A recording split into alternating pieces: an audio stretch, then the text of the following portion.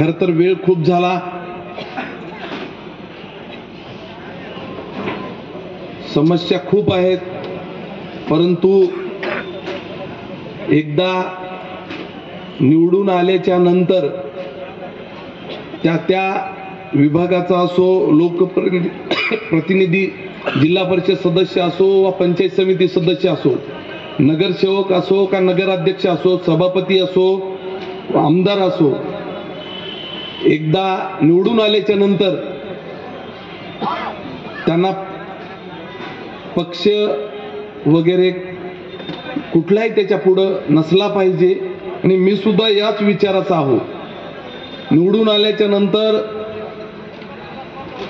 ह्या तालुक्यातील जनतेचा तो मायबाप असला पाहिजे आणि त्यांच्या माध्यमातून संपूर्ण तालुक्यातील जनतेच्या ज्या काही समस्या आहेत ते सोडवण्याचा प्रयत्न झाला पाहिजे. मी ह्या सुद्धा मताचा आहो की मागचं काय झालं ते आपण विसरून जाऊ. परंतु मी तुम्हाला विनंती करतो, आज या स्टेजवरून विनंती करणार आहे, ह्याच्यानंतर मग कुठल्याही रेशन कार्डाच्या किंवा घरकुलाच्या ज्या काही ह्या तालुक्यातील जनतेनं समस्या आपणासमोर मांडल्या त्याची तुम्ही तंतोतंत दक्षता घ्या. ह्याच्यानंतर माझ्याकडून कुठलाही अधिकारी असो कर्मचारी असो सुटणार नाही. आणि तसं जर पाहायचं झालं तर ह्या तालुक्यातल्या मी जर पाठीमागे लागलो, मी तलाट्यापासून तहसीलदार झालो मॅडम. त्याच्यामुळे मला कुणी काही लपवायचा प्रयत्न करू नये, कारण 2002 ते 2012 पर्यंत मी स्वतः जिल्हा परिषद सदस्य, 25 वर्षे झाले आमच्याच ताब्यात जिल्हा परिषद आहे. मी ज्या भागात राहतो तिथली सरपंच, चेअरमन, म्हणजे कुठलंच क्षेत्र आम्ही सोडलं नाही. लोकसभा नव्हती डोक्यात, ती सुद्धा लढविण्याचा योग आला. त्याच्यामुळं सभागृह जरी पाहिलं नसेल तरी सुद्धा तिकडे जाण्याचा योग आला होता. त्याच्यामुळं ठीक आहे, मागचं जाऊ द्या.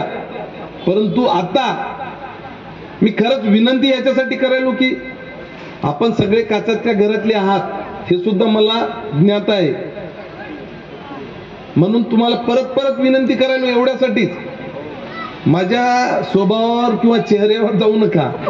माझे खायचे दात वेगळे आहेत, दाखवायचे दात वेगळे आहेत. मी काही उदाहरणं देतो. आयुष्यात पाठीमागे फिरलेलो नाही. एकदा कुठली गोष्ट मी धरलो तर आमच्या देशाईला माहित आहे, गोपाल भाऊला माहित आहे, आमच्या सगळ्या सोबत राहणारी सगळ्या टीमला माहित आहे.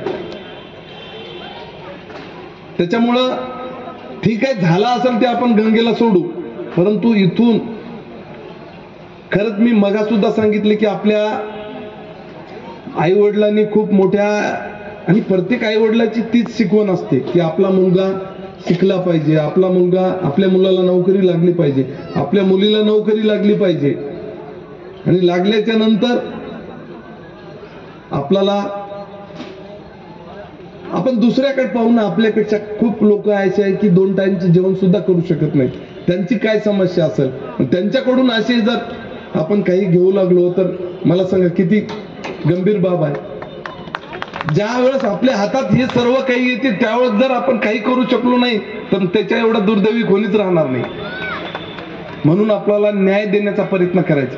ठीक आहे, मी समजू शकतो सगळ्याचेच प्रश्न सुटणार नाही, परंतु एखादी गोष्ट माणसानं मनात आणली तर काहीही करू शकतो.